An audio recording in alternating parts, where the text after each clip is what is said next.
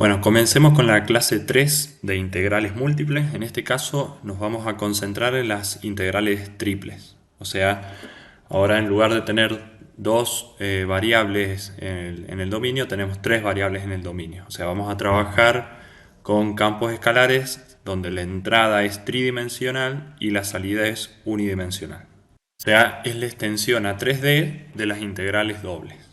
El dominio de integración que vamos a tener ahora ya no va a ser un área, digamos, en el plano XY, sino que ahora va a ser un sólido, un volumen, un cuerpo 3D, ¿está bien? Llamado B. Vamos a llamar con B tanto al cuerpo como al volumen que tiene ese cuerpo. Lo vamos a usar con la misma letra, pero bueno, de acuerdo al contexto nos referiremos a una cosa u otra. Entonces vamos a trabajar con un sólido que vamos a llamar B, que está en el espacio R3, en el dominio, digamos, de ese sólido. O sea, ahora nosotros vamos a integrar sobre un sólido y no sobre un área o sobre un dominio 2D como integrábamos antes. O sea, ahora agregamos una dimensión al dominio de integración. ¿Está bien?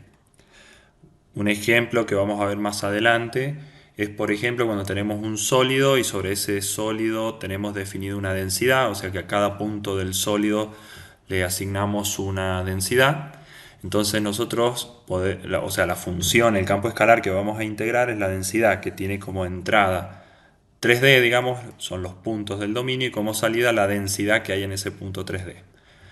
Nosotros, si integramos sobre todo el volumen, sobre todo ese sólido, obtendríamos un número como resultado final, y ese número sería, en este caso, en este contexto, la masa que tendría ese sólido. O sea que lo que estamos viendo ahora en este dibujo es el dominio de integración, sería el sólido sobre el que vamos a integrar. ¿Está bien? Y así como en integrales dobles, nosotros una vez que sabíamos sobre qué queríamos integrar, nos poníamos a fijar el dominio de integración o los límites que van a tener cada una de las variables. En las integrales triples también tenemos que determinarle límites a cada una de las variables. Y así como en las integrales dobles teníamos la forma x simple o y simple, en las integrales triples de algún modo vamos a tener 6 posibilidades distintas. Nosotros vamos a analizar una, que es darle límites constantes a la x primero, después funcionales a la y, dependientes solamente de x, y después funcionales a la z, dependientes de x y de y. Vamos a analizar bien en detalle esta forma y después vamos a generalizar a las otras posibilidades que hay para darle límite a las variables de integración. Bueno, si ustedes ven, ya lo vamos a ver más en detalle todavía. Fíjense, acá tenemos el eje X, acá el eje Y y acá el eje Z. Sobre el eje X, nosotros tenemos que darle límites a X, digamos, ¿está bien? Y tenemos que darle los límites lo más justos posibles, ¿está bien? Para que no quede parte del cuerpo afuera, ni tampoco quedarnos cortos con los límites. O sea, tienen que ser los límites justos.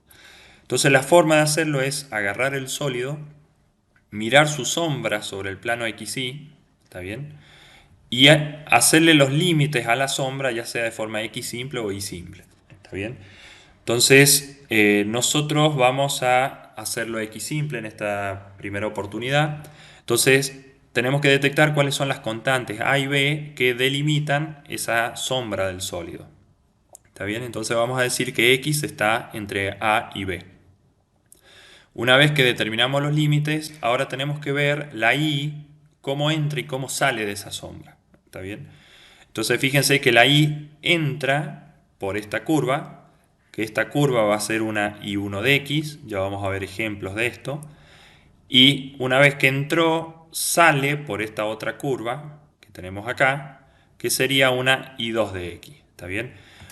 En el caso de una circunferencia, como es este el caso, seguramente nos las van a dar en forma implícita y nosotros tenemos que despejarla ahí para saber dónde entramos y dónde salimos a esta región. Entonces fíjense cómo con la X y con la Y hemos de algún modo parametrizado la sombra que tiene el sólido. ¿Está bien? Una vez hecho eso, tenemos que dar los límites para Z. Y para ello tenemos que partir un rayo desde la sombra, digamos, subimos y vemos dónde ingresamos al sólido. Fíjense que ingresaríamos en esta especie de semiesfera que tenemos acá abajo, ¿está bien? Que si despejamos z de la expresión de la ecuación que tenga esta parte del sólido, vamos a tener un z igual a una función llamada z1 que depende de x y de y.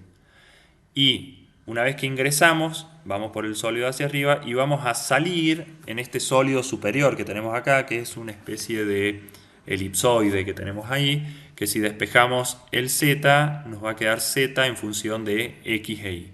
Entonces la z queda abarcada entre dos funciones que dependen de x y de y. Fíjense cómo los límites pasaron de ser constantes a depender de una variable y acá a depender de las dos variables. ¿Está bien? Una vez determinados los límites, lo que nosotros queremos calcular es la integral triple, por eso ahora ponemos tres símbolos de integral, sobre el volumen B de aquella función f de x y z que va a depender de las tres variables y después el diferencial x, diferencial y diferencial z. ¿Está bien? Cuando ustedes acá recuerden que el diferencial interno es el que van a poner con los límites en la parte interior, el diferencial intermedio es el que van a poner acá y el diferencial exterior es el que van a poner acá afuera. En este caso el diferencial x deberíamos escribirlo afuera, el diferencial y en el medio y el diferencial z interno. ¿Está bien? Tratemos de interpretar un poco geométricamente cómo es este tema de los límites. Cuando ustedes dicen que le van a dar límite a x entre a y b, lo que hacen es decir, el sólido se encuentra entre estas dos paredes, ¿está bien? Y es justo entre estas dos paredes, como que las paredes tocan dos costados del sólido, ¿está bien? Tienen que ser los valores exactos que delimitan, o sea, las dos paredes exactas que delimitan dónde entra el sólido, ¿está bien? O que para qué valores de x yo abarco el sólido, ¿está bien? Eso es lo que uno hace cuando le da límites constantes a la x. Posteriormente, cuando uno delimita la sombra, la región, lo que uno está diciendo es sobre qué región del plano XY se encuentra el sólido. ¿Está bien? O sea, fíjense cómo ahora tenemos un corte más fino al decir la Y está entre Y1 de X e Y2 de X. Como no le damos límites a Z todavía, fíjense que el Z puede tomar cualquier valor. Lo importante es que la sombra de lo que esté acá adentro sea exactamente esto que tenemos acá, esa región H que está graficada ahí. ¿Está bien? No puede ser, o sea, no puede tener una sombra más chica ni más grande. O sea, esto tiene que ser realmente la sombra que genera el cuerpo. O sea que de algún modo quedó formado esta especie de cilindro, donde dentro de este cilindro está el cuerpo que tenemos que trabajar. Y ahora, con los límites en Z, nosotros tenemos que determinar exactamente la forma que tiene el sólido. O sea, es el corte más fino que vamos a hacer. Entonces, cuando nosotros decimos exactamente entre qué valores de Z, entre qué dos superficies se encuentra, es que uno termina de delimitar o darle los límites a el sólido, ya sea dándole los límites a X, a Y o a Z. Fíjense acá esta diferencia. Esto que hago, fíjense que en esta parte de acá, cómo pasamos de un X simple a un Y simple. La única diferencia que hay entre estas dos parametrizaciones del sólido, o expresiones, o representaciones, o límites, es que en una es X simple o Y simple en cuanto a la sombra del sólido, o sea, en cuanto a la región H. Entonces, en esta nueva forma de expresar los límites, uno tendría una expresión Y simple, donde la Y varía entre C y D, entre dos constantes. Luego la X entra a la sombra por acá y sale por acá, o sea que entra por una curva y sale por otra curva. Esas curvas están expresadas con la X despejada como una función de Y, tanto en la entrada como en la salida. Y una vez que delimitamos la sombra, vamos hacia arriba igual que antes con los límites para Z, que va a depender de o sea, el límite inferior va a ser una superficie, que va a ser una función de X e Y, y como límite superior vamos a tener otra superficie que va a ser una función de X e Y. Entonces, una vez que ya hemos determinado de qué forma vamos a escribir los límites, entonces la integral triple que nosotros tenemos respecto a X, Y y Z, escribimos acá en qué orden vamos a hacer las integrales. Recuerden que siempre en la parte exterior va los límites constantes, digamos. O sea, X va entre A y B. En cambio, en el otro caso, la y es la que va entre c y d. ¿Está bien? En el límite intermedio ponemos las curvas que terminan de generar la sombra, ya sea en la versión x simple con la y1 de x entre y1 de x e y2 de x, o en la versión y simple poniendo la x que va entre x1 de y x2 de y. Y finalmente, en la parte interna tenemos que expresar la integral entre los límites que son funciones de x y de y, ya sea en la versión x simple o la y simple. Fíjense que siempre el resultado final tiene que ser un número, una constante. Entonces ustedes siempre empiezan resolviendo de adentro hacia afuera. Cuando hagan esta integral respecto de z y reemplacen la z por los límites de integración, ustedes van a tener una expresión que depende de x y de y ya no tiene que depender de z porque la z la van a reemplazar por expresiones que dependen de x y de y. ¿Está bien? Una vez que logran eso, les queda una integral doble de una expresión que depende de x y de y. Integral doble porque toda esta expresión que está acá ya va a ser una expresión de x y de y. Y le van a hacer la integral doble. Donde al integrar respecto de y aplicar la regla de Barrow, esa expresión que va a depender de y, al aplicar la regla de Barrow, por estas expresiones que son funciones de x, va a quedar todo dependiente solamente de x. Entonces, en la última integral solamente nos tiene que quedar la x como variable. Entonces, cuando integremos respecto de x, toda esta cuenta, luego de aplicar la regla de Barrow, queda en una constante. Lo mismo sucede, o algo análogo sucede con este otro caso. Fíjense que así como están las versiones x simple o y simple, ¿está bien? También podríamos poner la z entre dos constantes. ¿Está bien? Entonces sería como poner dos paredes, una pared arriba y otra abajo, generar una sombra sobre una de las paredes y hacer exactamente el mismo análisis. O sea que si uno se pone a ver, digamos, uno va a tener como 6 formas distintas de ordenar el x, el y y el z para elegir cómo empiezo, digamos. Nosotros en el curso tomamos las dos opciones que hemos desarrollado, la versión x simple y y simple de la sombra, siempre proyectada sobre el piso, pero no es excluyente, digamos. Ustedes podrían hacer, por ejemplo, una proyección sobre la pared de fondo, está bien, como si estuviesen proyectando el sólido, y después lo hacen y simple o z simple a la sombra del fondo, y al final les queda en la parte de límites respecto de x algo que dependa de y y de z. ¿Está bien? O sea, ustedes tienen varias opciones de cómo parametrizar. Las que más trabajamos es la de la sombra sobre el piso y hacerlo x simple o y simple a la sombra y después ver qué límites tiene la z de acuerdo al sólido que tenemos. Como primer ejemplo de aplicación, más allá de la densidad que se comentó, nosotros vimos en clase que si hacemos una integral simple, una integral de cálculo 1 de la función 1, uno terminaba encontrando la longitud del segmento. Después, en integrales dobles vimos que si hacíamos la integral doble de la función 1, lo que terminábamos encontrando era el área del dominio de integración. Bueno, siguiendo con este procedimiento, si nosotros integramos la función constante igual a 1 sobre un sólido, lo que terminamos encontrando como resultado de la integral es el volumen del sólido. Entonces, si hacemos la integral triple de la función 1, y acá escribimos lo mismo, digamos, solo que ya especificando cuáles son los límites de integración, ¿está bien? El resultado de toda esta integral va a ser el volumen del sólido sobre el que estamos integrando, ¿está bien? Si ahora nos planteamos resolver la integral interna que tenemos, como estamos integrando diferencial z, nos va a quedar z, ¿está bien?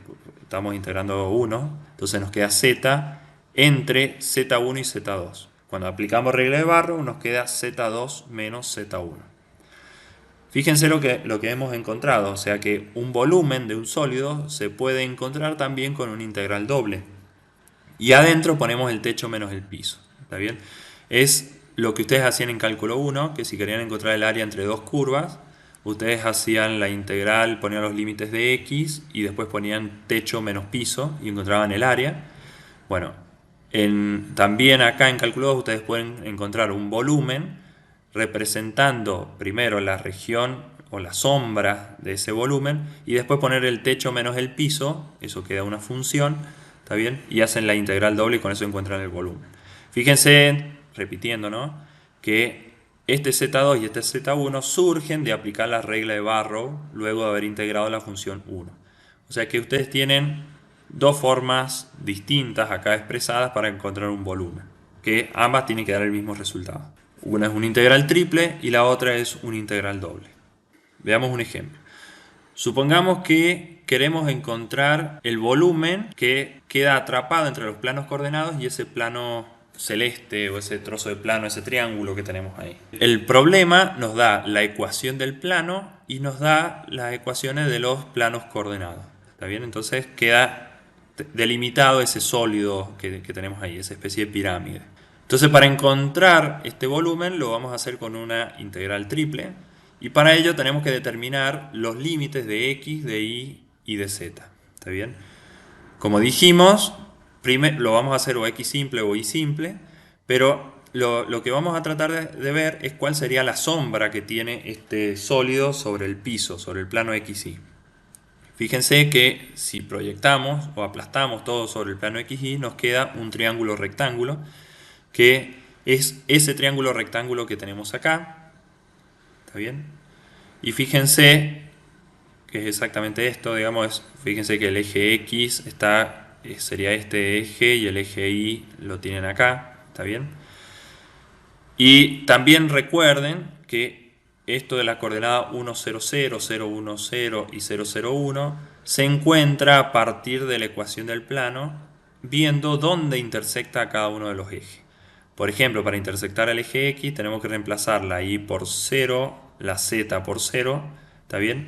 Lo reemplazamos acá, nos queda Y0, Z0, entonces no nos queda otra más que el X sea igual a 1. Por eso es que cortan el 1, 0, 0. Lo mismo con los otros puntos. Y ese punto 1, 0, 0, cuando uno mira la sombra, se ve como que corta acá para X igual 1. ¿Está bien? O sería el punto 1, 0, si lo vemos en el plano XY, o si agregamos el eje de Z sería el 1, 0, 0, digamos, este punto que tenemos acá. ¿Está bien? Bien, entonces este triángulo representa la sombra de este sólido que tenemos acá. Ahora tenemos que determinar los límites para X e Y. Fíjense que el límite para X va a ser desde 0, que es acá en el origen de coordenada, desde 0 hasta 1. ¿Está bien? Eso me genera todo un espacio entre dos paredes, que sería toda esta lonja mirada desde arriba. ¿Está bien? Entonces X va entre 0 y 1. Ahora el Y tiene que hacer el corte fino del área. Entonces tenemos que ver los rayos en Y entran acá en este eje que sería el Y igual 0 y salen en esta recta. ¿Está bien? Entonces tenemos que saber cuál es esta recta, cuál es la ecuación que tiene esta recta. Para saber cuál es la ecuación de esta recta, nos tenemos que venir acá y ver que coincide, o sería la versión 2D, de esta recta que tenemos acá. Y esta recta no es más que la traza en z igual 0 de este plano celeste. O sea que nosotros tenemos que tomar la ecuación del plano, reemplazar z igual 0 y esa va a ser la ecuación de esta recta, que va a coincidir, digamos, con la ecuación de esta recta. Entonces, el Y, si nosotros trazamos rayos, entra en Y igual 0 y sale en la recta. Y igual a 1 menos x sería la ecuación de esta recta. Y igual a 1 menos x es, si ponemos el z en 0, el y lo pasamos sumando, nos queda que y es 1 menos x. Esa sería la ecuación de esta recta. ¿Está bien? Y si no, fíjense, una recta que tiene ordenada al origen 1 y pendiente menos 1. ¿Está bien? Porque decrece una unidad por cada unidad que corre hacia la derecha. Entonces la pendiente es menos 1 y la ordenada es 1. Entonces con esto queda determinada la sombra del sólido, digamos, o la región sobre el plano XY. Ahora tenemos que darle los límites a Z. Y fíjense que si miramos desde abajo hacia arriba, nosotros al sólido ingresaríamos por el plano Z igual 0 y saldríamos en el plano celeste. ¿Está bien? Entonces, por ese motivo es que los límites para Z son desde Z igual 0, que sería si uno traza un haz desde abajo hacia arriba, uno ingresa al sólido en Z igual 0 y si sigue hacia arriba hasta tocar la parte superior del sólido, termina saliendo por el plano celeste que tenemos acá, que tiene ecuación z igual a 1 menos x menos y, y por eso que quedan estos límites para el z. Ahora, para calcular el volumen, lo que nosotros hacemos es, primero afuera ponemos los límites constantes, o sea que x varía entre 0 y 1. Después ahí le damos sus límites, que van desde 0 hasta 1 menos x, de acuerdo a lo que encontramos. Y z tiene los límites desde 0 hasta 1 menos x menos y. La función a integrar es 1, simplemente porque queremos encontrar el volumen de este sólido. Cuando hacemos la integral interna, ¿está bien? La integral de la función 1 nos queda z, porque estamos integrando respecto de z, y la regla de Barrow entre 0 y 1 menos x menos y, que son los límites que le habíamos dado a z. El resultado de esta cuenta es 1 menos x menos y, el menos 0 si quieren, pero sería 1 menos x menos y, esto que está acá. De algún modo, este 1 menos x menos y sería el techo, el 1 menos x menos y es el techo, menos el 0 que sería el piso que ustedes tienen. Entonces, ustedes podrían empezar a resolver este ejercicio también acá, si es que lo quieren resolver con una integral doble, y si no, empiezan acá y lo resuelven con una integral triple. ¿Está bien? El resultado tiene que ser el mismo. Fíjense que en esta expresión ya no aparece el z. Si apareciese el z es porque hay algún error de por medio. Bueno, acá no aparece el z, entonces vamos bien. Ahora tenemos que integrar respecto de y luego aplicar la regla de Barrow. Si integramos respecto de y, fíjense que nos queda y menos, esto es una constante para y, entonces queda x por y, menos la integral de y es y cuadrado sobre 2. Entonces toda esa expresión es lo que está escrito acá adentro, y acá aparecen los límites de integración para el y. Cuando reemplacemos el 1 menos x, nos va a quedar 1 menos x menos x por 1 menos x menos 1 menos x cuadrado sobre 2. Y después le vamos a restar el 0, después le vamos a restar el resultado de reemplazar el 0 en toda esta expresión. Y todo eso va a dar 0, digamos, no va a aportar nada el 0 en este caso. Entonces queda el 1 menos x menos x por 1 menos x, bueno, toda la expresión que nombramos recién, integrada entre 0 y 1 respecto de x. Fíjense que en esta instancia ya la y no aparece en la cuenta, ¿está bien? Aparece solamente la x, entonces eso quiere decir que estamos bien. Y vamos a integrar respecto de x y vamos a aplicar después la regla de Barrow. Esta es una integral de cálculo 1. Entonces tenemos que resolver, encontrar el polinomio de grado 2 y luego integrar para aplicar regla de Barrow. Entonces el polinomio de grado 2 es este polinomio que encuentran acá, se lo dejo como tarea a ustedes que verifiquen. Esto lo tienen que integrar, les da un medio x menos x cuadrado sobre 2 más x cubo sobre 3 sobre 2, o sea sobre 6. Regla de Barrow entre 0 y 1. Cuando hagan la regla de Barrow les va a quedar un sexto. O sea que el volumen es un sexto. Hay una propiedad que dice que el volumen de estos cuerpos es el área de la base por altura sobre 3. Bien, esa es la propiedad que permite encontrar el volumen de un sólido de este estilo tipo pirámide. Fíjense que en este caso el área de la base es 1 por 1 sobre 2, o sea, un medio. Por la altura es 1, o sea, un medio por 1 es un medio, y sobre 3 da el un sexto que ustedes tienen acá. Bueno, veamos otro ejemplo que es hallar el volumen del sólido limitados por la superficie S1, z igual x cuadrado, z igual 1 y los planos y igual 0 e y igual 1. Entonces fíjense que el z igual x cuadrado, no interviene el y. Eso quiere decir que va a ser una superficie de estilo cilíndrica.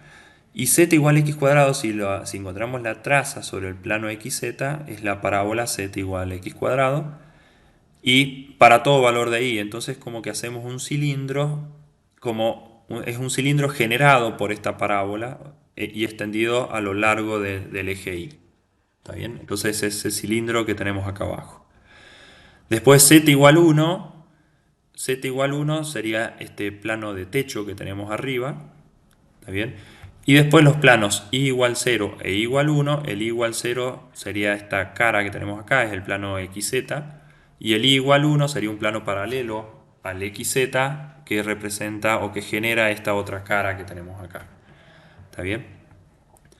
Fíjense que si reemplazamos la x igual 1 acá, nos queda z igual 1. Eso quiere decir que x igual 1, z igual 1, este punto pertenece a este cilindro parabólico, que es justo z igual 1 es la altura a la que estamos cortando, estamos haciendo el techo. O sea que realmente coinciden, digamos, en este punto el plano techo con este cilindro parabólico. Bien, ahora tratemos de encontrar los límites para x, para y y para z. Lo hagamos x simple. Para ello veamos cuál es la sombra que genera este sólido que tenemos acá sobre el plano XY. Si se fijan, todo este sólido genera como sombra este rectángulo que tenemos como base de la caja diagramada. ¿Está bien? Esa caja diagramada con línea de punto. La base que tiene esa caja sería la sombra del sólido con el que estamos trabajando. El x, en este caso, vale 1 como mucho y como poco nos vamos a la parte negativa del eje x y vamos a encontrar el menos 1. Por ese motivo es que x se encuentra entre menos 1 y 1. Ahora tenemos que darle límites al y. Fíjense que la sombra es rectangular, o sea que al ser rectangular nos vamos a poder dar el lujo no solo de darle límites a la x constante, sino también a la y constante. Y la y constante va a ser desde y igual 0 hasta y igual 1, que es lo que representamos acá. Entonces con eso, con estos dos límites, con estos límites para x y para y, nosotros dejamos representado este rectángulo sobre el plano piso, que sería la sombra que genera el sólido al que le queremos encontrar el volumen. Entonces ahora le tenemos que dar los límites a z. Si nosotros ingresamos desde abajo hacia arriba, digamos, al sólido, vamos a ingresar por el cilindro parabólico y vamos a salir del sólido en el plano techo, en el plano z igual 1. Por ese motivo es que z se encuentra entre x cuadrado y 1. Bueno, entonces planteamos la integral triple para encontrar el volumen. En la parte interna escribimos los límites para z. Z va desde x cuadrado hasta 1. El y va desde 0 hasta 1. Y el x va de menos 1 a 1. ¿Está bien? Esos son los límites que tenemos para las tres variables. Y esta integral triple, se las dejo para ustedes como ejercicio, les tiene que dar como resultado 4/3. O sea que ese sería el volumen del sólido o el semitacho que tienen acá y que les pide el ejercicio. Bueno, veamos otro ejemplo y tratemos de encontrar el volumen de ese sólido cilíndrico que tenemos ahí. Fíjense que tenemos como límite tres superficies. La S1 es este cilindro de ecuación x cuadrado más y cuadrado igual 4. Sería este cilindro, pero obviamente extendido hacia arriba y hacia abajo. Y además nos dan como un piso y un techo para que no nos podamos extender tanto hacia arriba y hacia abajo. O sea, nos dicen que el z va desde 1 hasta 6.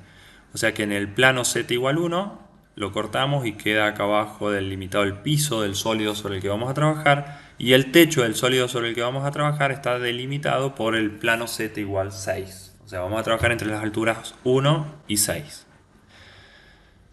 Bien, para poder trabajar, para poder encontrar el volumen, tenemos que encontrar la sombra. La sombra sería esto que tenemos graficado acá abajo, o esto que tenemos graficado acá, que es lo mismo, pero mirado desde arriba. Fíjense que tenemos una circunferencia. En esta circunferencia vamos a tener un límite inferior y un límite superior si lo hacemos x simple, lo mismo y simple, o sea, vamos a tener estas curvas en forma de circunferencia. Entonces, empecemos diciendo, supongamos que vamos a trabajar la sombra en coordenadas rectangulares. Entonces, el x va a variar entre menos 2 y 2. El y, si seguimos la dirección que nos marca esta flecha, nosotros ingresamos a la sombra en la ecuación y igual a menos raíz cuadrada de 4 menos x cuadrado y salimos en la raíz positiva. ¿Está bien? Fíjense que esta expresión surge de despejar la y de la ecuación del cilindro. El cilindro es el que al cortar sobre el plano XY genera esta circunferencia que tenemos acá. Entonces despejamos el y de esa expresión que tenemos ahí. O vemos que la sombra de este sólido va a generar este círculo de radio 2. Y el borde de ese círculo es esta circunferencia que al despejar el y me queda esta expresión, la raíz negativa, y esta expresión, la raíz positiva. Nos da un límite inferior y superior. Eso genera los límites entonces para la y. Con eso quedó generado el área de la base y ahora dándole los límites a z debemos terminar de representar el sólido. Fíjense que si vamos desde abajo, nosotros ingresamos al sólido en z igual 1 y salimos del sólido en z igual 6. Eso hace que los límites de integración en z sean constantes. Bien, para encontrar el volumen tenemos que resolver una integral triple. ¿Está bien? Entonces ponemos lo mismo de siempre, la integral triple de la función 1.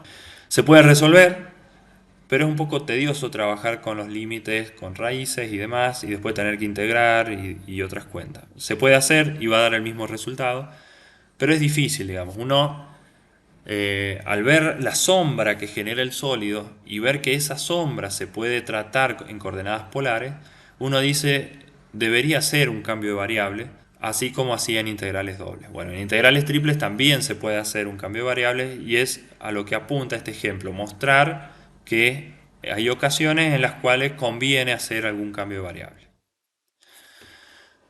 Este cambio de coordenadas o cambio de variable es el análogo y es una generalización del caso 2D al caso 3D. O sea, nosotros tenemos una función que depende de x, de y y de z, ¿está bien? Que sea lo suficientemente buena la función, que eso aparece en las hipótesis, y lo estamos integrando sobre un sólido que sea lo suficientemente bueno. Cuando resolvemos esta integral triple, como la función de f de x y z, a veces, ya sea la función o la región de integración, es mejor abordarla en otras coordenadas, ¿está bien? Entonces, en esas nuevas coordenadas queda formada una región D un poco más simple, que esto es, no me detengo demasiado en explicar esto porque es el análogo de lo que explicamos en integrales dobles. O sea, así como queremos simplificar a veces la función, también podemos querer simplificar la región de integración. Entonces nos queda una región D que es más simple. Y la en la X la tenemos que reemplazar por una función de tres variables que expresada en ese nuevo dominio en coordenadas u, b y ahora le agregamos w. O sea que la x va a estar expresada en función de una v, w, la y también y la z también. Entonces todas estas expresiones las reemplazamos en x, en y y en z, o directamente a la f la evaluamos en el resultado de esta función r que depende de u, de b y w, que me expresan a la x, la y y la z en función de u, b y w, o sea de ese dominio paralelo donde la región de integración queda un poco más sencilla. El precio que tenemos que pagar por este cambio de coordenada es calcular el determinante de la matriz jacobiana.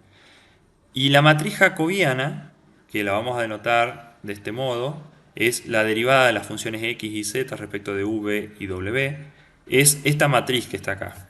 En esta matriz, fíjense que es la misma matriz que teníamos antes, solo que ahora la x, aparte de derivarla respecto de u y de b, también la vamos a derivar respecto de w. ¿Está bien? Lo mismo hacemos con la y agregamos una fila más que es la nueva función, que es la que me expresa la z en estas nuevas coordenadas, que también va a ser derivada respecto de u, de b y w. Ahora vamos a ver un ejemplo, pero este resultado es el de cambio de coordenadas en su versión 3D. El primer ejemplo que vamos a ver de coordenadas útiles para abordar estas integrales triples son las coordenadas cilíndricas. Las coordenadas cilíndricas son las mismas, o sea, son las polares a la que le agregamos la coordenada z. O sea, va a estar cualquier punto del espacio 3D, así como se puede representar con un valor en x, un valor en y y un valor en z, que serían sus coordenadas, también se lo puede caracterizar con un valor en z, ¿está bien? Va a ser el mismo valor en z que teníamos antes, y después su sombra sobre el plano XY es su representación en coordenadas polares. O sea que, dado un θ, dado un ρ y dado un z, nosotros encontramos un punto. Si ustedes cambian el θ, el ρ o el z, encuentran otro punto. O sea que todos los puntos del espacio tridimensional se pueden representar con el θ y el ρ de las coordenadas polares más o agregado o anexado el z que me dice a qué altura tengo que buscar el punto. Entonces fíjense que en las expresiones tanto el x y el y se encuentran igual que antes como ρ coseno y ρ seno. ¿Está bien? Son las relaciones que había en las coordenadas polares y a eso le vamos a agregar un z igual z. ¿Eso es por qué? Porque el z de las coordenadas rectangulares es igual al z de las coordenadas cilíndricas. En este ida y vuelta también podemos encontrar el ρ y el θ y en z en función del x, el y y el z. Y fíjense que estas dos fórmulas son las mismas que teníamos en coordenadas polares y le agregamos z igual z para seguir diciendo que no hay nada que transformar porque el z es el mismo que teníamos antes. En este caso, entonces, la función R, la función vectorial que me dice a qué es igual X, a qué es igual Y y a qué es igual Z en función de ρ, θ y de Z, tiene el X es igual a ρ coseno de θ, el Y es ρ seno de θ y el Z es Z. ¿Está bien? Entonces, de ese modo queda expresada el vector posición, si quieren, de cada uno de los puntos que ustedes tienen en el espacio 3D en coordenadas cilíndricas. O es la función que uno utilizaría, si quieren, para el cambio de coordenadas. Calculemos el determinante de la matriz jacobiana. Como una aclaración, digamos, la matriz jacobiana se suele confundir con el resultado del determinante de la matriz jacobiana. Y a las dos cosas se le llama jacobiano. ¿Está bien? O se le suele llamar jacobiano de acuerdo al autor. Nosotros a veces vamos a escribir solamente j de esto y después vamos a calcular un determinante y vamos a ir y vamos a venir de esas dos formas de usar la palabra jacobiano. Pero tengan en cuenta que una cosa es el jacobiano, que es el resultado del determinante, y otra cosa es la matriz jacobiana, que es la matriz a la cual uno le calcula el determinante. Entonces vamos a hacer las derivadas de la función x y z respecto de ρ, de θ y de z. Fíjense que nos aparece la función x, la función y, la función z, derivadas respecto de ρ, de θ y de z. Cuando agarramos la función x y la derivamos respecto de ρ, me queda coseno de θ.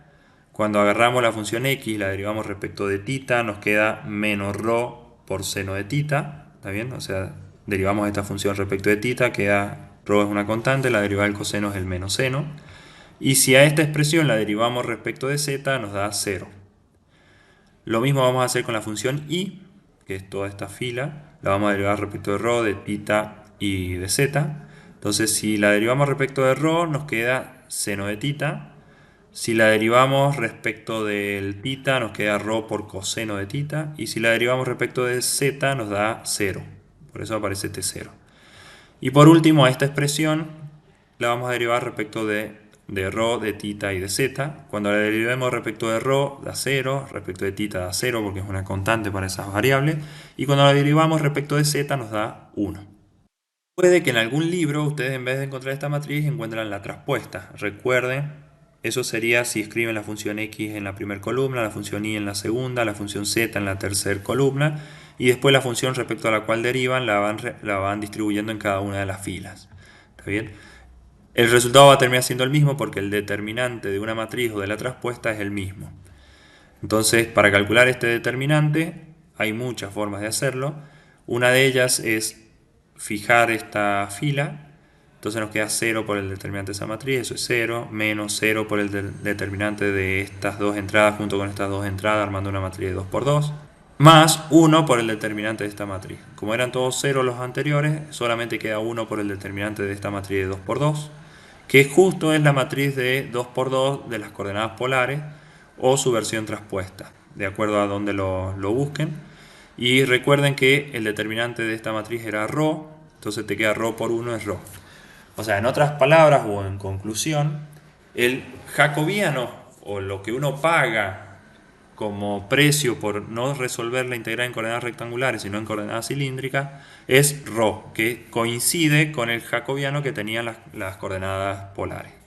Entonces, finalmente, la integral triple que debíamos resolver en coordenadas rectangulares la vamos a resolver en coordenadas cilíndricas. Va a cambiar el dominio de integración, los límites, porque son nuevos los parámetros. La x, la y, la z la reemplazan por sus correspondientes expresiones, dependientes de ρ, de θ y de z. Y recuerden, el costo, que sería el jacobiano, es el ρ, lo tienen que agregar. Y después ordenan los límites de integración de acuerdo a cómo conviene en cada caso. Generalmente el límite en z queda afuera y lo que suele cambiar o es el ρ o el θ, que uno lo pone adentro o afuera. Otro ejemplo son las coordenadas esféricas. Las coordenadas esféricas, así como las cilíndricas, tienen otra forma de caracterizar, digamos, un punto en el espacio. Nosotros vamos a ver dos tipos de coordenadas esféricas y varía de acuerdo a cómo consideran ustedes este ángulo phi que tienen acá. Bueno, a ver, expliquemos esta versión. Dado un punto cualquiera de coordenadas x y z, ustedes desde ese punto tienen una distancia hasta el eje de coordenadas. A esa distancia las coordenadas esféricas le llaman ρ. Fíjense que no es el mismo ρ de antes. Antes en las coordenadas cilíndricas y en las polares el ρ era la distancia esta que tenían acá. En cambio en las coordenadas esféricas el ρ es la distancia directa desde el punto hasta el centro de coordenadas. ¿Está bien? Ese segmento genera una sombra sobre el plano XY, que es esta línea de puntos que está acá. Bueno, el ángulo θ sigue siendo el mismo de antes, digamos, es el ángulo que hay entre el eje X positivo y esa sombra que antes era el segmento de longitud ρ, pero ahora ya no lo es. O sea que el θ sigue siendo el mismo que teníamos antes, es el mismo de las coordenadas cilíndricas y mide el ángulo que hay desde el eje X positivo hasta la sombra del segmento. Y por último tenemos el ángulo de elevación, que es el ángulo que hay desde el plano XY, desde la sombra del segmento si quieren, hasta el segmento que une el centro de coordenadas con el punto en cuestión que queremos generar. Fíjense que el ρ puede tomar cualquier valor positivo, el θ sigue pudiendo valer desde 0 a 2pi lo que sea, ¿está bien? Desde 0 a 2pi, aunque a veces en algunos ejercicios por ahí conviene decir desde menos pi sobre 2 hasta pi sobre 2 o alguna cuestión con valores negativos, pero en general va desde 0 hasta 2pi. Y el ángulo de elevación, fíjense que como mucho llegamos en elevación hasta el eje Z y como poco hasta el eje menos Z. O sea que este ángulo bar phi va a ir desde menos pi sobre 2 hasta pi sobre 2. ¿Está bien? No le damos el giro completo al bar phi, o sea, porque uno podría decir, pero el bar phi, ¿qué pasa con los puntos que están acá atrás? Bueno, los puntos que están ahí atrás tienen un ρ, tienen un θ que dice dónde está la sombra, y el ángulo de elevación es el que tendrían ustedes del plano XY hasta ese vector que está hacia arriba, o ese segmento que está hacia arriba. O sea que el bar phi va a seguir siendo un ángulo de elevación, solo que va a estar dibujado acá atrás. Siempre el bar phi va desde menos pi sobre 2 hasta pi sobre 2 en esta expresión de las coordenadas esféricas. Entonces con esos tres constantes uno caracteriza un punto que tiene acá. Bien, tratemos de entender estas fórmulas que están acá. Fíjense que nosotros tenemos que este segmento tiene longitud ρ. Este ángulo que está acá es un ángulo de 90 grados. O sea que este triángulo está un poco en perspectiva, pero es un triángulo rectángulo. Y acá tenemos el ángulo de 90 grados. ¿Está bien? Este ángulo phi que tenemos acá coincide con este ángulo phi que tenemos acá. Fíjense que el z que tenemos acá es la longitud que tiene este segmento. La longitud que tiene ese segmento, junto con la longitud que tiene este segmento, si nosotros hacemos z dividido en ρ, nos tiene que dar como resultado el seno de este ángulo phi que tenemos acá. O sea que, despejando el z, nos queda, o sea, nosotros tenemos que z sobre ρ es el seno de phi, entonces pasando multiplicando el ρ, nos queda que z es ρ por seno de phi. Entonces el z nos queda expresado en función del ρ, el phi y el θ que no aparece, digamos, en esta expresión. Del mismo modo, si nosotros miramos ahora este triángulo rectángulo que está acá, que en este caso el ángulo recto sería acá, digamos, aquí tendríamos el ángulo recto, ¿está bien?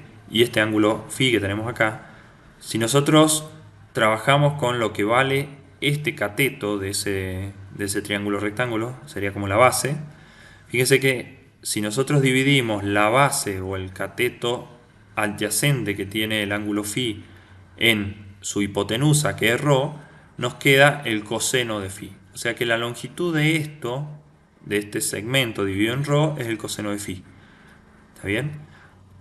O sea que la medida de este segmento es el coseno de phi por ρ, que es lo que aparece acá. Coseno de phi por ρ, coseno de phi por ρ. Sería la medida de este segmento que está acá. A la medida de ese segmento, si ustedes la multiplican por el coseno de θ y por el seno de θ, igual que lo que hacían en coordenadas polares, porque este sería el ρ de las coordenadas polares, si al ρ de las coordenadas polares lo multiplican por coseno de θ, les queda el x, y si al ρ de las coordenadas polares lo multiplican por el seno de θ, les queda el y. ¿Está bien? Entonces, de ese modo, ustedes pueden encontrar al x, al y y al z en función del ρ, del θ y del phi. El camino de vuelta, o sea, escribir el ρ, el θ y el phi en función de x y z, se puede hacer, fíjense que el ρ es la medida de este segmento, que si extendemos el teorema de Pitágoras es la suma de x cuadrado más y cuadrado más z cuadrado raíz cuadrada. Sería lo que mide esto, o en otras palabras sería el módulo del vector de coordenadas x y z. Ese sería el ρ que ustedes tendrían acá. Fíjense este θ que está acá. La tangente de este ángulo θ es el cateto opuesto sobre el cateto adyacente. El cateto opuesto es y, el cateto adyacente es x. ¿Está bien? O sea que la tangente de θ es y sobre x, o el θ es la arcotangente de y sobre x. Por último, veamos el ángulo de elevación, el φ.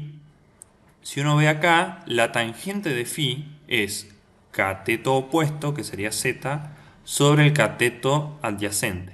Este cateto adyacente es la hipotenusa de un triángulo que tiene como lados el y el x, un triángulo rectángulo. Entonces, lo que mide este segmento es x cuadrado más y cuadrado raíz cuadrada. ¿Está bien? Entonces eso es la medida de ese segmento, que es lo que aparece acá abajo. Entonces queda cateto opuesto sobre cateto adyacente, sería la tangente de φ, o en otras palabras, el φ es la arcotangente de este cociente. Expresando de forma vectorial, lo que tenemos es que el x está dado por toda esta expresión, el y está dado por toda esta expresión y el z está dado por esta expresión. Si nosotros vemos que estamos integrando sobre una esfera, por ejemplo, conviene trabajar con coordenadas esféricas. Pero el costo de trabajar en coordenadas esféricas es tener que agregar el jacobiano en la cuenta. ¿Está bien?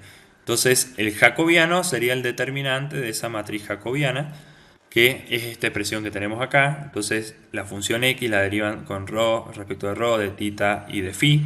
Sería esta expresión, la derivan y van escribiendo las respectivas entradas. Después hacen lo mismo con y, lo mismo con z. Calculan el determinante de esa matriz y a la larga, usando varias identidades trigonométricas en el medio, uno llega a ver que el jacobiano de las coordenadas esféricas es ρ cuadrado por coseno de φ. O sea que si hacemos una integral triple en coordenadas esféricas, tenemos que agarrar la función f de x y, reemplazar la x, la y, la z por sus respectivos valores, que están escritos acá o acá. Y una vez que terminamos eso, lo multiplicamos por esta expresión, que es el jacobiano de las coordenadas esféricas, y después ponemos el diferencial ρ, diferencial φ, diferencial z en el orden que vemos que conviene más. Hay una versión B de coordenadas esféricas que en lugar de ver el ángulo de elevación, ve el ángulo que tenemos desde el eje Z hasta el segmento. O sea, fíjense que la única diferencia que hay entre las dos formas, las dos representaciones, es el ángulo φ. ¿Está bien? El ángulo φ se mide desde el eje Z hasta el eje menos Z. O sea que la variación en este otro sistema de coordenadas, que se usa bastante en física, pero no es el que nosotros vamos a considerar como primera opción, digamos, en la materia. Nosotros vamos a trabajar con este, pero les cuento que existe también esta versión B, digamos, de las coordenadas esféricas, que mide el ángulo φ desde 0 hasta pi, que sería el valor que tomaría en la parte inferior, digamos, o sea, en el eje Z negativo. En ese cambio de coordenadas, cuando uno cambia de este φ a este φ, fíjense que cambia esta expresión que está acá, donde ahora la tangente, o sea, el cateto adyacente y el cateto opuesto cambian de rol, digamos, porque en esta otra expresión, ahora el cateto opuesto es la longitud de este segmento, que sería la longitud de este segmento, y que sería esta cuenta que está acá, y el cateto adyacente sería z, o sea que cambia este rol que está acá. Y también cambia los cosenos por los senos y los senos por los cosenos en la variación del φ. O sea, así como nosotros hicimos toda una verificación donde vimos que acá tenía que ir el seno de φ, ahora en estas nuevas coordenadas es el coseno de φ. Veamos, por ejemplo, este. Fíjense que tienen el seno acá el coseno y acá el coseno, y en las nuevas coordenadas tienen el coseno y acá el seno y el seno. O sea, cambia esta parte nada más en la representación del x, del y y del z. Fíjense que si ustedes hacen z dividido en z dividido en ρ, ustedes están haciendo cateto adyacente dividido en hipotenusa. Eso sería el coseno de este ángulo. Por eso es que ponemos coseno y no seno como antes. Bueno, entonces cambia el rol del coseno con el seno en esta expresión debido a que cambia el ángulo que estamos considerando. Pero las expresiones son análogas, digamos. Igual acá, donde estaba el coseno, ahora va a estar el seno. ¿Está bien? Y cuando calculan el jacobiano, donde tenían antes el coseno, ahora aparece el seno en esta versión B de las coordenadas esféricas. Por eso es que ustedes tienen que tener cuidado, digamos, cuando trabajen en la materia del ciclo superior y hagan un cambio de coordenadas esféricas. Fíjense bien en qué versión están trabajando, si con el ángulo de elevación o con este otro ángulo que tienen acá. En base a eso, ¿qué jacobiano es el que van a usar? Si el rho cuadrado coseno o el rho cuadrado seno. Nosotros les dejamos libertad para que ustedes trabajen con uno u otro, pero en principio los ejercicios y demás, los videos que están explicados y demás en el campus, están hechos con esta versión de las coordenadas esféricas. Bien, veamos un ejemplo. Veamos un ejemplo. Supongamos que queremos calcular el volumen interior a la superficie S1, a este cilindro de radio 1, que sería el cilindro que tienen acá, limitada por la superficie z igual 4, que sería esto que tienen acá, digamos, y limitada inferiormente por este paraboloide que tienen acá. Fíjense que es un paraboloide que tiene una ordenada al origen, si quieren, igual a 1, y después decrece una unidad por cada unidad que se mueve. Entonces queda un paraboloide como piso y como techo un plano y lateral un cilindro. Bien, por el tipo de figura que tienen, conviene trabajar en coordenadas cilíndricas, debido a que es un trozo de cilindro con el que están trabajando. Si trabajamos en coordenadas cilíndricas, la sombra que tiene este sólido sobre el piso es justo este círculo que tienen acá. ¿Está bien? Y como la sombra es un círculo, ahí también se ve que conviene trabajar con coordenadas polares en el dominio, y agregado con el z, que es bastante recto en este cuerpo, nos queda que conviene trabajar en coordenadas cilíndricas. Entonces expresemos a la sombra que tiene este sólido en coordenadas polares. Entonces, trabajando en coordenadas polares, el θ va desde 0 hasta 2pi, ¿está bien? Y el ρ va a ir desde 0 hasta 1, o sea que es θ simple o ρ simple, porque es el típico rectángulo de las coordenadas polares. Entonces con eso ya tenemos los límites para el θ y para el ρ, y ahora tenemos que darle los límites al z. Entonces el límite superior, o el que tiene z, es 4, y el límite inferior está dado en el paraboloide. O sea que nosotros deberíamos venir acá al paraboloide y acá encontrar el límite superior. Pero estamos trabajando en coordenadas cilíndricas. El z no hay problema porque sigue siendo z. El x es rho coseno, el y es rho seno. Si nosotros lo reemplazamos, vamos a ver que el menos x cuadrado menos y cuadrado es el menos rho cuadrado. Y por ende, el límite inferior que tiene z es 1 menos rho cuadrado, que es el paraboloide. Recuerden que rho cuadrado es x cuadrado más y cuadrado. Por eso 1 menos x cuadrado menos y cuadrado es lo mismo que 1 menos rho cuadrado. Ese es el límite inferior que tenemos para z. Y como límite superior tenemos el plano z igual 4, que es el plano que tenemos acá arriba. El jacobiano es ρ. Y por último, para calcular el volumen, no hace falta que escriban esta expresión siempre. Esto lo escribo para que recuerden que tienen que escribir el ρ siempre al hacer el cambio de coordenadas. Y después acá tienen que escribir los límites de integración. Dijimos, el θ va de 0 a 2pi, que como son constantes lo vamos a poner afuera. El ρ lo vamos a poner entre 0 y 1. El z lo vamos a poner entre 1 menos rho cuadrado y 4, que son los límites que tenemos. Y estamos integrando la función 1, porque estamos calculando el volumen. Y a eso le agregamos el ρ, que proviene del jacobiano. Fíjense que lo que vamos a integrar y los límites de integración, en ningún lado aparece el θ. Entonces la integral de afuera, cuando lleguemos a la integral de afuera, vamos a llegar con una constante. ¿Está bien? Por ese motivo y por lo que les expliqué en la clase anterior, nosotros podemos simplificar el hecho o podemos evitar hacer la última integral escribiendo 2pi, que es el límite superior menos el límite inferior que tiene la variación en θ. Entonces nosotros ponemos 2pi y ya nos sacamos de encima la integral de afuera. Solamente nos quedaría la integral en ρ, que queda esperando acá, y la integral en z Está bien que si la resolvemos queda ρ por z, es la expresión que escribimos acá, con los límites de integración para hacer regla de Barrow de 1 menos ρ cuadrado y 4. Entonces, cuando reemplazamos el z por 4, nos queda este 4, menos lo que da al reemplazar 1 menos ρ cuadrado, que va a ser el menos 1 y el más ρ cuadrado. Fíjense que el ρ que tenemos afuera lo dejamos como un factor común. Cuando integremos esta expresión respecto de ρ, quizás nos conviene primero distribuir el ρ para dejar 4ρ menos ρ más ρ cuadrado, o resolver el 4 menos 1 es 3, nos queda 3ρ más ρ cubo. Ese 3ρ, si lo integramos, queda 3 medio ρ cuadrado, y el ρ cubo, si lo integramos, queda ρ a la cuarta sobre 4. No se olviden del 2pi que está esperando afuera para multiplicar. Aplican regla de Barrow entre 0 y 1. Resuelven, se los dejo como ejercicio, verificar todas estas cuentas. Les tiene que quedar 7 medios pi.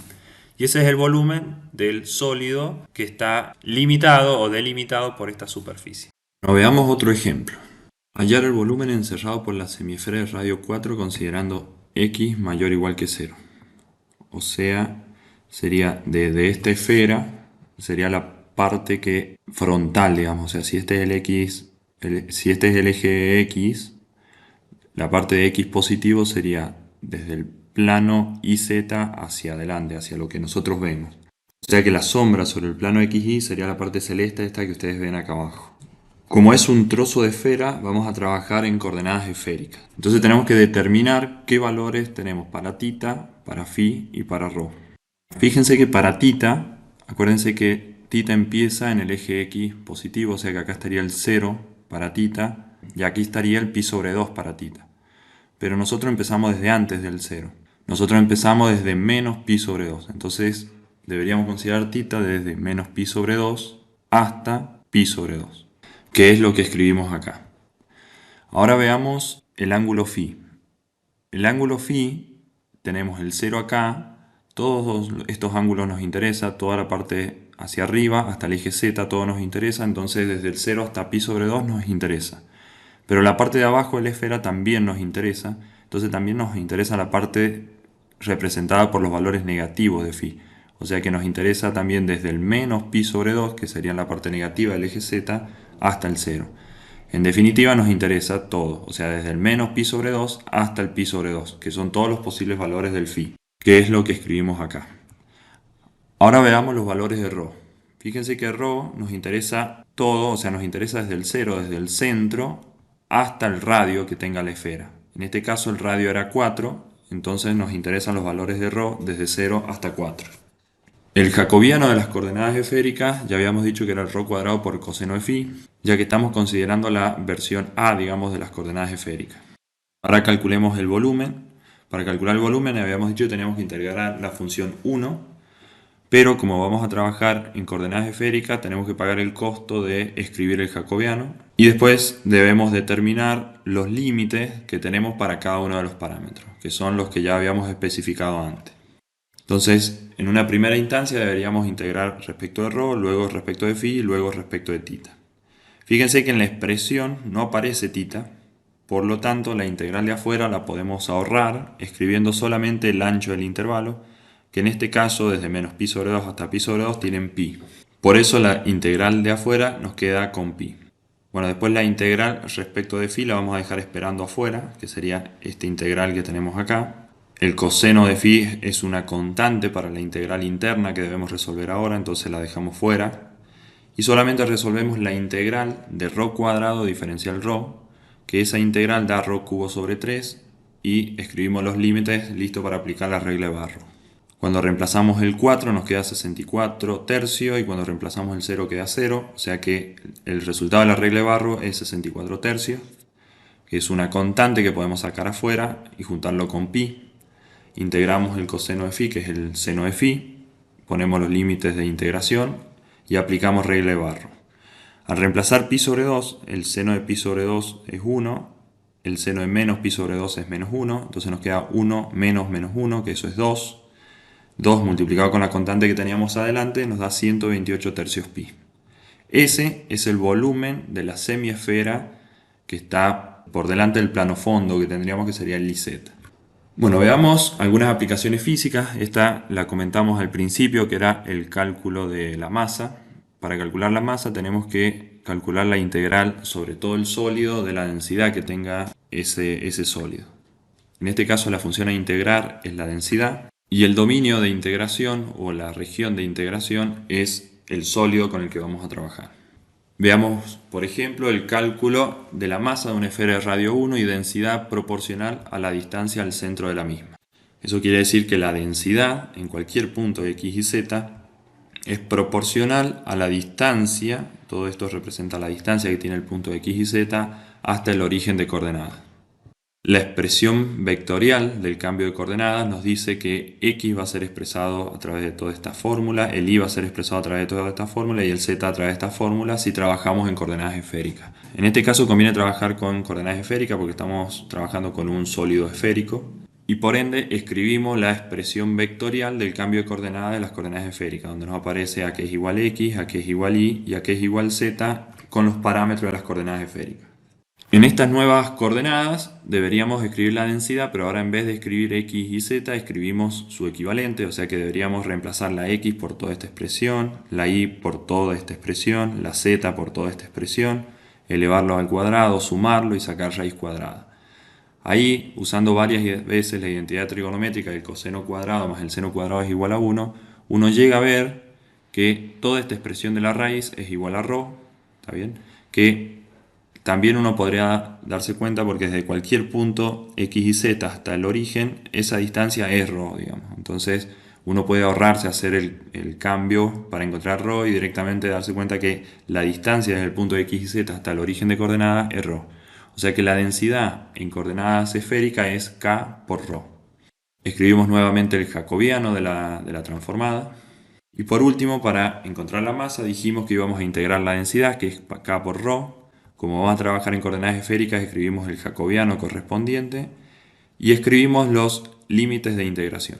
Fíjense que θ va a abarcar todo el giro completo porque estamos trabajando con la esfera completa, entonces va desde 0 hasta 2π. Después φ también va a considerar todo su rango de valores que va desde abajo hasta arriba, o sea desde menos π sobre 2 hasta π sobre 2, desde el eje z negativo hasta el eje z positivo. Y por último el ρ abarca también todos los valores posibles desde 0 hasta 1, que es el radio que tiene esta esfera.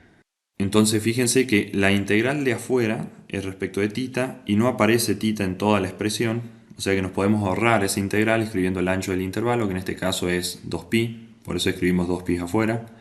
Aparte escribimos la k afuera, que es la constante de proporcionalidad que tiene la densidad, que también la podemos sacar afuera. Entonces nos queda k por 2π afuera. Después nos queda la integral respecto de φ que queda esperando afuera. Y la integral interna, que es respecto de ρ, lo único que tenemos que integrar es el ρ cubo, porque el coseno de φ es una constante para ρ y lo escribimos afuera. La integral del ρ cubo es ρ cuarta sobre 4 y escribimos los límites de integración listos para aplicar la regla de Barrow. Al reemplazar el 1 nos queda 1/4, al reemplazar el 0 es 0. Ese 1/4 lo sacamos afuera, lo juntamos con el 2 y 2 por 1/4 queda 1/2. Por eso es que ahora nos queda k por π sobre 2, o 1/2 de k por π. Nos queda resolver entonces la integral respecto de φ, que sería la integral desde menos π sobre 2 hasta π sobre 2 de la función coseno de φ diferencial φ. Bueno, al resolver la integral del coseno de φ, nos queda el seno de φ y escribimos los límites de integración para aplicar regla de Barrow. El seno de π sobre 2 es 1, el seno de menos π sobre 2 es menos 1, 1 menos menos 1 queda 2, que se simplifica con este 2 y nos queda como resultado final k por π. Noten que, a diferencia de integrales dobles cuando hicimos el mismo trabajo pero con un círculo, en este caso sí aparece la constante de proporcionalidad que tiene la densidad. En aquel caso nos había desaparecido la constante de proporcionalidad. Bueno, ahora veamos el cálculo del centro de masa. En este caso, como estamos trabajando con sólidos, tenemos que incorporar el cálculo del z del centro de masa, que se calcula del mismo modo que el x del centro de masa y el y del centro de masa, solo que se escribe z por la densidad. Y noten que en la densidad también incorpora el z debido a que es una densidad volumétrica. Veamos un ejemplo. Calcular el centro de masa del sólido del ejemplo anterior considerando solo la parte z mayor o igual que 0. O sea, considerando solamente lo que está por encima del plano XY. Y nos dan como ayuda que la masa es k K por pi sobre 2. Eso es porque la masa de la esfera entera nos había dado K por pi, y si trabajamos con una semiesfera nos va a dar K por pi sobre 2. Eso es porque la masa de la semisfera superior es igual a la masa de la semisfera inferior.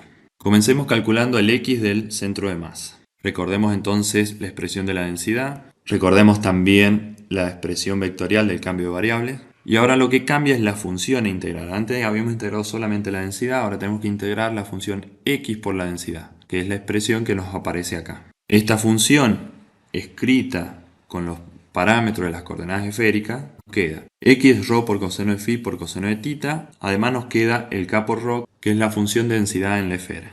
Volvemos a escribir el jacobiano del cambio de coordenadas y escribimos la integral que tenemos que resolver para encontrar el x del centro de masa. 1 sobre la masa. Escribimos los límites de integración porque vamos a trabajar en coordenadas esféricas. Tenemos el rho entre 0 y 1. Escribimos el phi desde 0 hasta pi sobre 2 porque nos interesa desde el plano XY, que sería el 0, hasta el eje Z, que sería el pi sobre 2. No nos interesa la parte negativa del ángulo phi. Y el tita le damos todo el rango, desde 0 hasta 2pi, porque nos interesa toda la vuelta. O sea que la única restricción que tenemos es que no vamos a considerar la parte negativa del ángulo phi. Adentro escribimos la función a integrar, el jacobiano y los diferenciales de acuerdo al orden en que vamos a integrar.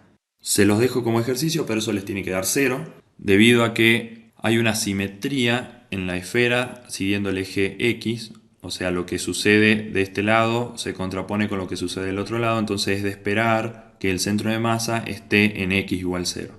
Lo mismo sucede, o un caso análogo, para el caso Y, o sea, en Y también tiene que dar 0 el centro de masa. Ya en Z no, porque tenemos la semiesfera sobre el plano XY y no tenemos nada por debajo, entonces nos debería dar algún valor que seguramente va a estar abajo de un medio porque tenemos como más material, digamos, por debajo del un medio que por encima. Pero bueno, eso ya lo vamos a verificar analíticamente. Entonces calculemos el Y del centro de masa. La densidad sigue siendo la misma, las coordenadas van a seguir siendo las coordenadas esféricas. La función a integrar ahora en vez de ser X por la densidad es Y por la densidad, que si lo escribimos en coordenadas esféricas, el Y sería rho por coseno de phi por seno de tita y la densidad habíamos dicho que era K por rho. El jacobiano sigue siendo el mismo porque estábamos trabajando en la versión original de las coordenadas esféricas. Y por último planteamos la integral que da como resultado el Y del centro de masa. Los límites de integración son los mismos que recién debido a que estamos trabajando con la misma semiesfera, el mismo sólido. Lo único que cambia es la función a integrar. El jacobiano es el mismo y el orden de integración ustedes lo manejan. Esta integral tiene que dar, como habíamos dicho, 0. Por último calculemos el z del centro de masa. La densidad sigue siendo la misma. Vamos a seguir trabajando con las coordenadas esféricas, entonces escribimos esa expresión vectorial.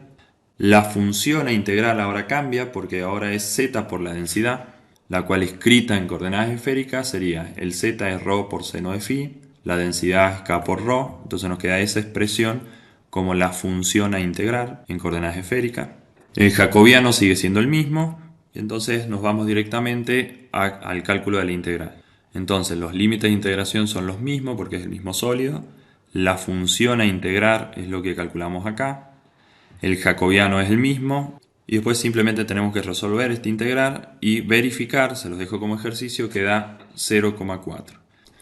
Bueno, veamos la última aplicación física que sería el cálculo del momento de inercia respecto de un eje.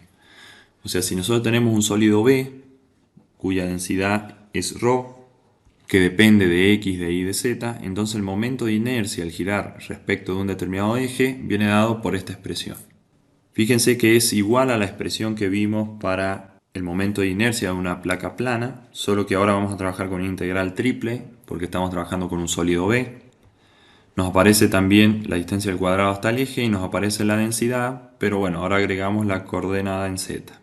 Los tres casos particulares con los que generalmente vamos a trabajar son con los momentos de inercia al girar respecto de cada uno de los ejes coordenados. Si queremos calcular el momento de inercia respecto del eje X, tenemos que ver cuál es la distancia al cuadrado que tiene cualquier punto de X y Z hasta el eje X. Graficamos el sistema coordenado. Consideramos un punto cualquiera. Supongamos que ese punto tiene una sombra o un correspondiente en el plano XY dado por esa cantidad. Eso le va a dar un valor en y, un valor en x, y tiene acá un valor en z.